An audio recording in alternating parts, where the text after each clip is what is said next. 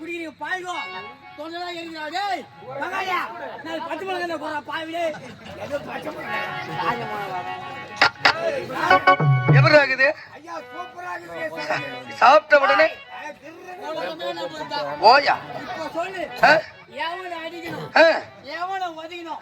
எவனை காலி ஆகணும் நான் போய் அத்தனை வருவாய் இல்லன்னா உன் பொண்டாட்டி காலி ஆகணுமா அதுக்கு தானே உங்களை கூட வச்சுக்கிறேன் ஏட்டா என் பொண்டாட்டி தாலி அதுக்கு தானே உங்களை கூட வச்சுக்கிறேன்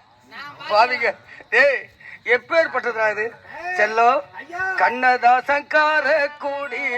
பேர சொல்லி ஊத்தி கூடி குன்ன